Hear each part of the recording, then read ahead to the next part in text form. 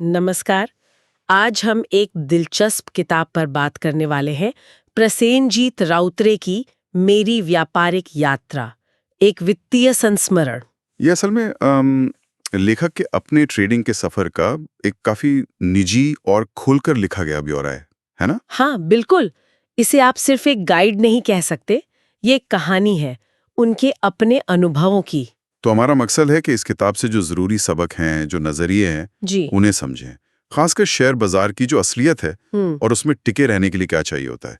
तो शुरू करें। जरूर। किताब की शुरुआत ही मुझे काफी सच्ची लगी। हम्म। मतलब ये ट्रेडिंग को कोई आसान रास्ता नहीं दिखाती, हम्म। बल्कि जो अनिश्चितता है, जो हम्म। शुरुआती मुश्किलें आती हैं, उन्हें सीधे सीधे सामने रखती है। हाँ, और यही बात इसे खास बनाती है। राउतरे सिर्फ ये नहीं बताते कि उन्होंने क्या कमाया, वो खुलकर अपनी शुरुआती गलतियों के बारे में बताते हैं, जो बड़े नुकसान हुए और वो जो भावनात्मक उथल-पुथल होती है, जिससे लगभग हर ट्रेडर गुजरता है। जैसे उन्होंने घटना बताई है, शुरुआती दिनों की इक्विटी डे ट्रेडिंग की। एक बड़ा नुकसान हुआ और वो लगभग हिम्मत हार गए थे। अच्छा। तो ये सिर्फ वो नंबर गेम, फायदे नुकसान का हिसाब नहीं है, ये एक तरह की भावनात्मक यात्रा भी है। लेकिन फिर सवाल उठता है, उन्होंने वापसी कैसे की? क्या कोई खास रणनीति मिल गई या कोई सीक्रेट तकनीक? देखिए, रणनीति तो जरूरी है और किताब में उसका जिक्र है भी, पर जो बात सबसे ज्यादा उभर कर आती है ना, वो है मानसिकता, माइंडसेट का खेल। राउतरे बताते हैं कि उस बड़े नुकसान के बाद उन्होंने सिर्फ बाजार का विश्लेषण नहीं किया, रुके, सोचा। उन्होंने अपनी भावनाओं का भी विश्लेषण किया। उन्हें ये एहसास हुआ कि डर उनके फैसलों पर हावी हो रहा था। और यहीं से उनका ध्यान सिर्फ तकनीक से हटा, वो अपनी भावनाओं को समझने और उन्हें काबू करने पर गया। ये बात तो हाँ, ये वाकई सोचने वाली है। मतलब बाजार को जानने के साथ साथ खुद को जानना भी उतना ही, शायद उससे ज्यादा अहम है। पर किताब में वो ठोस व्यापारिक प्रणालियां बनाने का भी जिक्र है। इसका क्या मतलब है असल में? क्या ये बस कुछ नियम है, चेकलिस्ट की तरह? हाँ, नियम तो है, लेकिन ठोस बनाने का मतलब है ऐसे नियम बनाना जो आपकी अपनी समझ, आपकी जोखिम लेने की क्षमता, उसके मुताबिक हो। और फिर सबसे जरूरी चीज, उन पर टिके रहना। मतलब भावनाओं में बह के फैसले नहीं लेना। अनुशासन। हाँ, अनुशासन।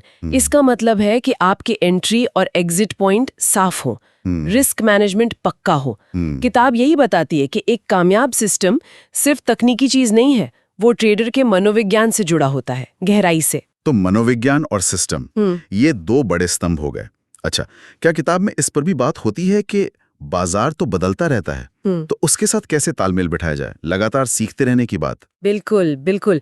राउटरी इस बात पर बहुत जोर देते हैं कि कोई एक रणनीति हमेशा काम नहीं करती, कर ही नहीं सकती। बाजार का स्वभाव ही बदलना है। तो कामयाब ट्रेडर वही है जो लगातार सीखता रहता है, फ्लेक्सिबल रहता है और जरूरत के हिसाब से अपनी रणनीतियों में बदलाव लाता है। ये सिर्फ पैसा कमाने की बात नहीं है, ये तो बाजार के स्वभाव को समझने और उसके साथ कह सकते हैं विकसित होने की एक लगातार चलने वाली प्रक्रिया है। हाँ। ये दिखाता है कि ट्रेडिंग एक मैराथन है, कोई 100 मीटर की दौड़ नहीं है। ये नजरिया तो ये तो ट्रेडिंग से बहुत आगे जाता है। ऐसा लगता है कि ये सबक तो किसी भी इंसान के लिए काम के हो सकते हैं। मतलब कोई भी जो अपनी जिंदगी में या अपने काम में अनिश्चितता का, जोखिम का सामना करता है। सही कहा आपने, बिल्कुल। किताब का असली संदेश शायद यही है। चाहे वो ट्रेडिंग हो या बिजनेस हो या जिंदगी का कोई और पहलू, मुश्किलें तो आएंगी। उनका सामना करना, उनसे सीखना, अपनी भावनाओं को समझना और फिर अनुशासन के साथ आगे बढ़ते रहना, यही कामयाबी की कुंजी है। ये असल में मानसिक मजबूती और धैर्य की कहानी है। और यही बात इसे सिर्फ ट्रेडर्स के लिए नहीं, बल्कि सबके लिए प्रासंगिक बनाती है। तो अगर हम सार निकालें, मेरी व्यापारिक यात्रा सिर्फ ट्रेडिंग की तकनीकों पर एक किताब नहीं है, बल्कि ये अनिश्चितता के बीच खुद को संभालना, गलतियों से सीखना और वो जो मानसिक संतुलन है उसे बनाए रखने की एक प्रेरणादायक कहानी है। हाँ, और ये हमें एक गहरे सवाल पर सोचने के लिए छोड़ जाती है कि किसी भी ऐसे क्षेत्र में जहां नतीजा पक्का ना हो, अनिश्चित हो, क्या कामयाबी के लिए सिर्फ सही रणनीति बनाना काफी है, या खैर अपनी भावनाओं पर काबू पाना और मानसिक रूप से स्थिर रहना, क्या वो उससे भी ज्यादा जरूरी है? इस पर सोचना वाकई दिलचस्प होगा।